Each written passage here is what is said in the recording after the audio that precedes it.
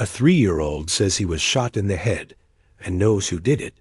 The blood wasn't real. But 3-year-old Ryan Mitchell touched the back of his head anyway, his tiny fingers tracing an invisible wound as he looked up at his mother with eyes that held far too much pain for someone so young. "Mama," he whispered, his voice trembling with a fear that seemed to come from somewhere beyond childhood nightmares. "The bad man shot me right here. It hurt so much, and then everything went dark." But what made Sarah Mitchell's blood run cold wasn't just her toddler's graphic description of being murdered. It was what he said next, pointing toward their neighbor's house with the certainty that only small children possess. "He lives right there. His name is Bobby, and he has a scar on his chin. He killed me when I was Danny, and I remember everything." What happened over the next 6 months would challenge everything the Mitchell family believed about life, death, and justice, as their 3-year-old son's impossible memories led them down a path that would uncover a decades-old unsolved murder, and force them to confront the terrifying possibility that some secrets refused to stay buried. The boy, who remembered death Sarah Mitchell, had always known her son was different. From the moment Ryan could speak, he displayed an unusual maturity and a strange melancholy that seemed far too heavy for such small shoulders. While other toddlers babbled about toys and cartoons, Ryan would make cryptic comments about before, and the other house, and when I was bigger. At first, Sarah and her husband Tom dismissed these statements as typical childhood imagination. Ryan was their first child, and they assumed all toddlers went through phases of elaborate pretend play.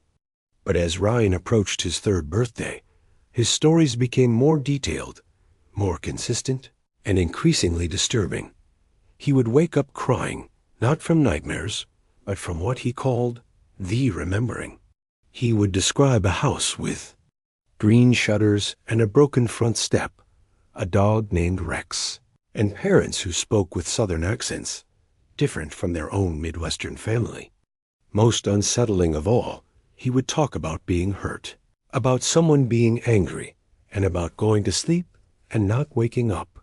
"Mama," he would say with heartbreaking matter-of-factness, "I used to be Danny.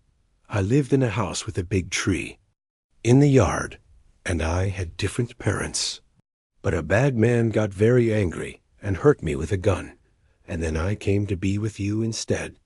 Sarah, a nurse at the local children's hospital, found these statements deeply troubling.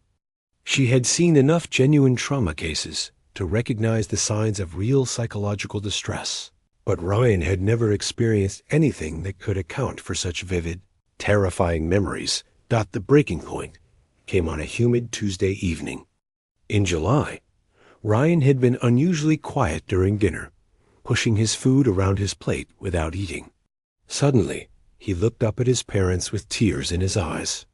"Mama, Daddy, I need to tell you something important. The man who hurt Denny lives here now. I saw him when we were walking to the park yesterday." Tom leaned forward, trying to keep his voice calm. "What man, buddy?" Ryan pointed toward the window that faced their neighbor's house. "The man who lives in that house. His name is Bobby, and he has a white scar right here." Ryan traced a line along his own shin. He was very angry at Danny because Danny saw him doing something bad. So Bobby took Danny to the woods and shot him in the back of the head. The casual way Ryan spoke about such horrific violence made Sarah's stomach turn. This wasn't the rambling imagination of a toddler. It was a coherent, detailed account of what sounded like a murder. The investigation begins that night. After Ryan was asleep, Sarah and Tom sat at their kitchen table, struggling to process what they had heard.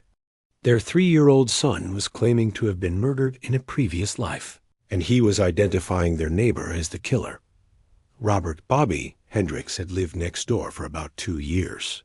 He was a quiet man in his 50s who worked as a mechanic and kept to himself. He did indeed have a prominent scar along his jawline, which he'd once mentioned was from a childhood accident. The Mitchells had always found him pleasant enough, if somewhat reserved. "This is insane," Tom said, running his hands through his hair. "We're talking about our 3-year-old accusing our neighbor of murder based on what he claims are memories from a past life." Sarah nodded, but she couldn't shake the feeling that something extraordinary was happening. "Tom, the details Ryan provides, they're too sophisticated for a preschooler. He's never watched violent movies or TV shows. Where could these images be coming from?" Unable to dismiss their growing unease, Sarah decided to document everything. She started keeping a detailed journal, recording Ryan's statements word for word, noting the times the episodes occurred, and tracking any patterns. What she discovered made her question everything she thought she knew about the world. Ryan's stories were remarkably consistent. Day after day, he provided the same details about Danny's life and death. He was 7 years old, lived in a house with green shutters in a place with lots of trees, and had witnessed Bobby doing something illegal, something involving white powder in little bags. Ryan described the murder with disturbing accuracy. He said Bobby had lured Danny into the woods behind his house by claiming he wanted to show him something cool. Once they were alone, Bobby had become angry and threatening, demanding to know if Danny had told anyone what he'd seen. When Danny tried to run, Bobby had shot him in the back of the head with a small gun. Danny fell down and couldn't get up. Ryan explained with a matter-of-fact tone that had become familiar to his parents. It hurt for just a second, and then Danny felt like he was floating up above the trees. He could see his body lying there, and he could see Bobby digging a hole to put him in. Most disturbing of all, Ryan claimed to know exactly where Danny's body was buried. "It's under the big oak tree with a broken branch, next to the creek. That makes noise when it rains," he said. Bobby thought nobody would ever find Danny there, but Danny remembers everything. The historical search desperate for answers, Sarah began researching missing children cases in their area.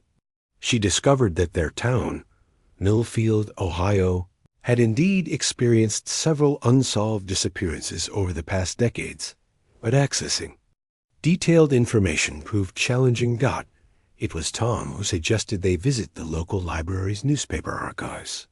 What they found there made Sarah's hands shake as she scrolled through decades-old headlines. In the summer of 1998, 7-year-old Daniel "Danny" Morrison had disappeared from his home in Millfield. The boy had been playing in his backyard when he vanished without a trace. Despite extensive searches involving police, volunteers, and search dogs, no trace of Danny had ever been found. The newspaper articles described Danny's house as a modest, 2-story home with distinctive green shutters. His family had owned a German shepherd named Rex. Most chilling of all, the articles mentioned that Danny's disappearance had occurred during a period when local police were investigating suspected drug activity in the neighborhood. Sarah stared at the newspaper photo of Danny Morrison, her heart pounding. The boy in the picture bore a striking resemblance to Ryan. The same dark hair, the same serious eyes, even the same stubborn set to his jaw.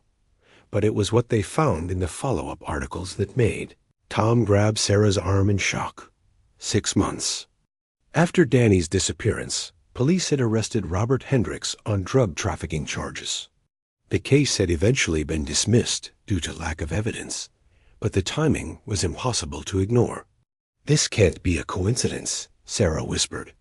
"Ryan has been describing details that match this case perfectly, and he's identified Bobby Hendricks as the killer." Tom was struggling to process what they were seeing. "But Sarah, this happened in 1998. Ryan wasn't born until 2019. How could he possibly know these details?"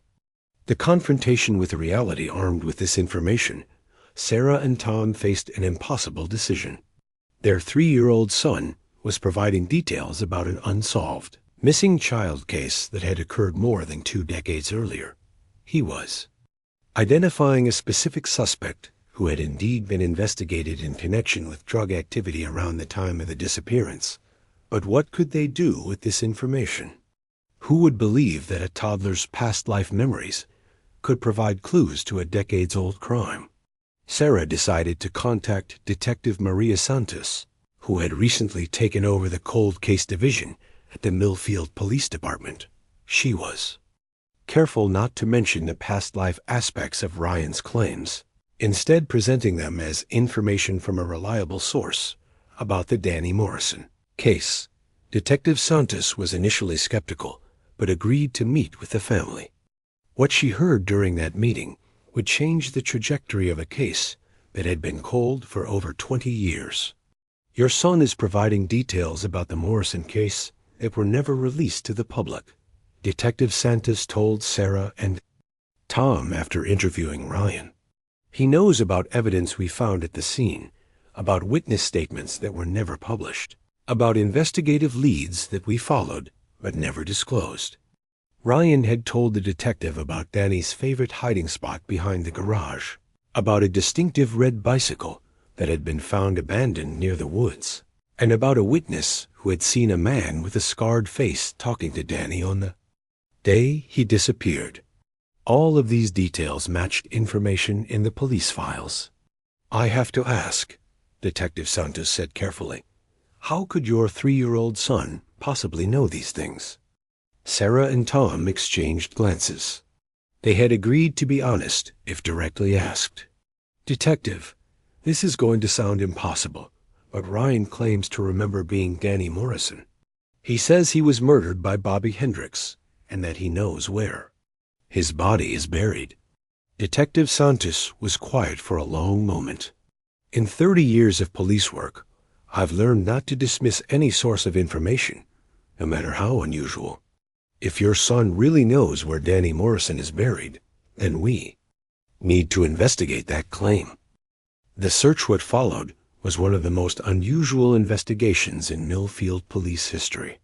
Based on Ryan's detailed descriptions, Detective Santos obtained a search warrant for the wooded area behind what had been Danny Morrison's neighborhood in 1998.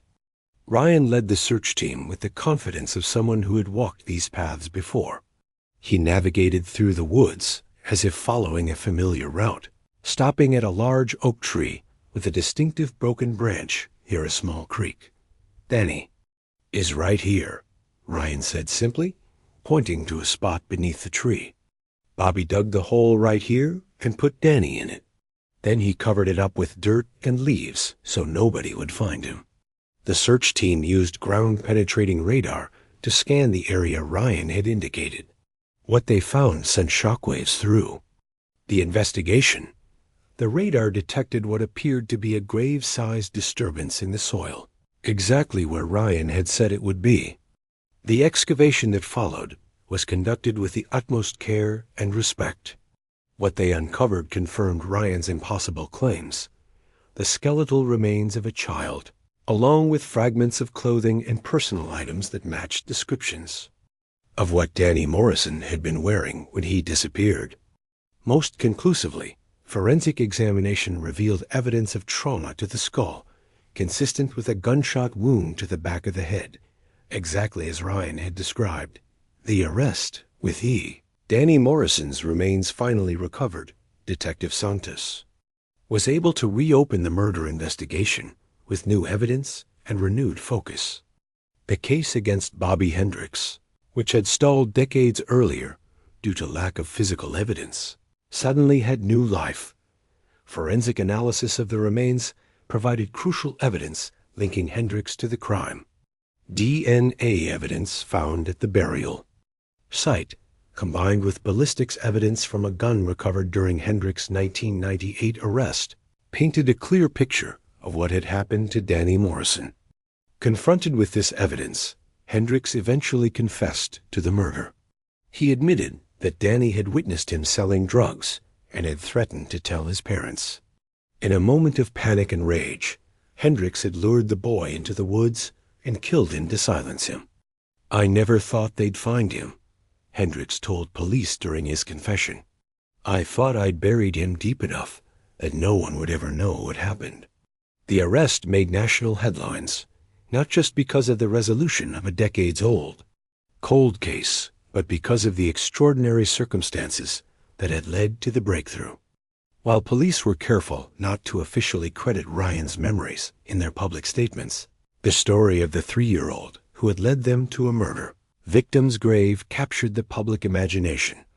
The emotional toll, the resolution of Danny. Morrison's case brought closure to his family, who had spent over 20 years wondering what had happened to their son. But for the Mitchell family, the experience had been emotionally devastating in ways they hadn't anticipated. Ryan, who had been so insistent about remembering being Danny, seemed to find peace once Hendricks was arrested.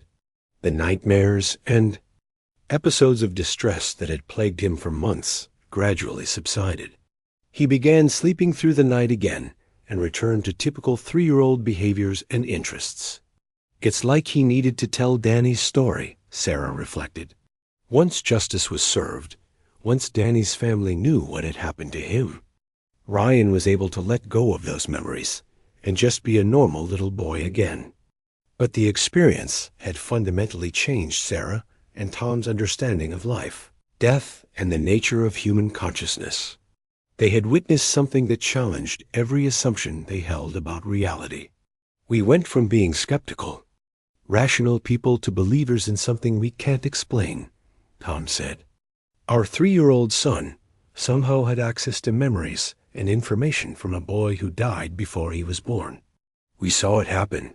We lived through it. We can't deny what we experienced. The aftermath, the case attracted the attention of researchers who study children's past life memories. Dr. Jim Tucker from the University of Virginia came to interview Ryan and document his case for their ongoing research into reincarnation-type experiences. This is one of the most evidentially strong cases I've encountered, Dr. Tucker explained to the Mitchell family. The verifiable details, the resolution of an actual crime, and the therapeutic outcome for the child all make this a remarkable example of what we call past life memories in children.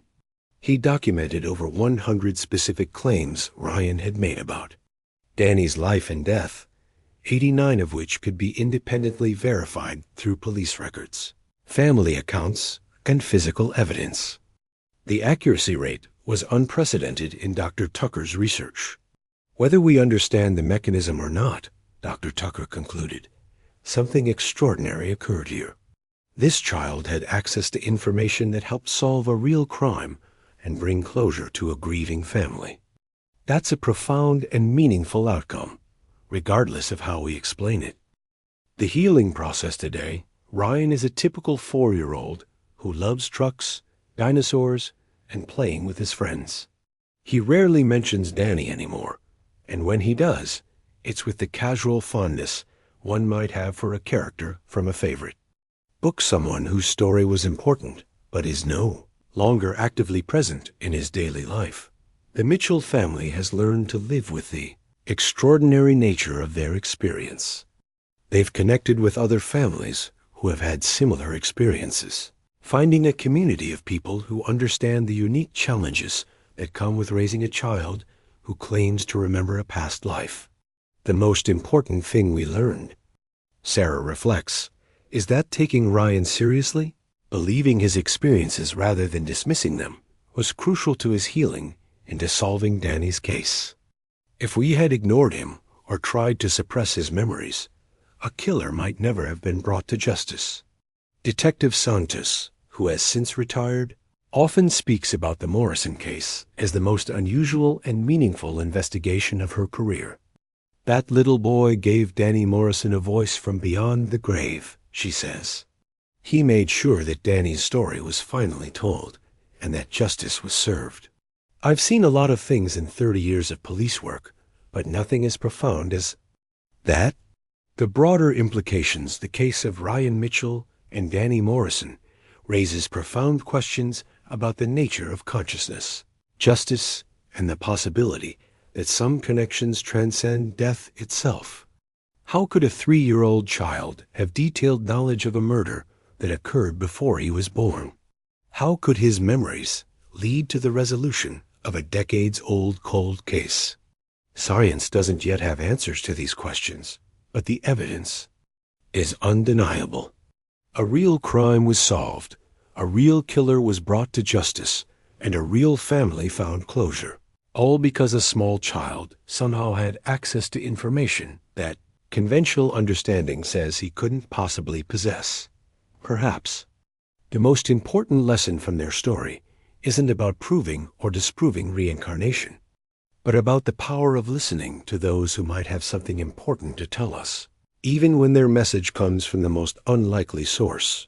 The Morrison family, who had spent over 20 years in agonizing uncertainty about their son's fate, finally had answers.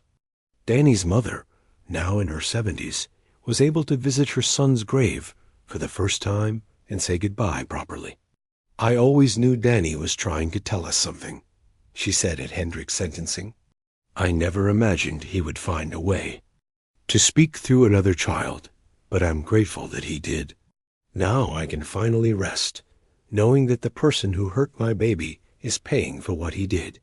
The mystery continues. The case of Ryan Mitchell and Danny Morrison remains one of the most documented and evidentially strong cases of claimed past life memories in children. It has been studied by researchers, featured in academic papers, and cited as evidence for the survival of consciousness after death. But for the Mitchell family, the most important outcome isn't scientific validation. It's the knowledge that they played a role in bringing a killer to justice and providing closure to a grieving family. Their willingness to take their son's impossible claims seriously led to real-world consequences that changed lives and served justice. Ryan's story reminds us that truth can come from the most unexpected sources, and that's sometimes the most important thing we can do is simply listen with an open heart and mind. It challenges us to consider possibilities that don't fit neatly into our current understanding of reality, and to remain open to the extraordinary, even when it appears in the most ordinary circumstances. Today, Ryan is growing up knowing that he played a crucial role in solving a terrible crime and helping a family find peace. As he gets older, his parents plan to tell him the full story of how his memories helped bring Danny Morrison's killer to justice. "We want him to understand that what happened to him was special and meaningful," Sarah says. "We want him to know that sometimes people are given extraordinary gifts, and that those gifts come with the responsibility to use them to help others." The story of Ryan and Danny is ultimately about the power of truth to transcend even death, the importance of listening to those who might have something crucial to tell us, and the profound connections that bind us all together in ways we're only beginning to understand. If this story has moved you, if it's made you think about the mysteries that surround us every day, or if it's reminded you of the importance of listening to and believing those around us, especially the smallest voices that are often the most easily dismissed, please consider subscribing to our channel. We're committed to sharing more stories like this one, stories that explore the beautiful, mysterious, and deeply human experiences that connect us across time, understanding, and even death itself. Your subscription helps us continue bringing these important stories to light, ensuring that voices like Danny's and Ryan's continue to inspire and amaze us all.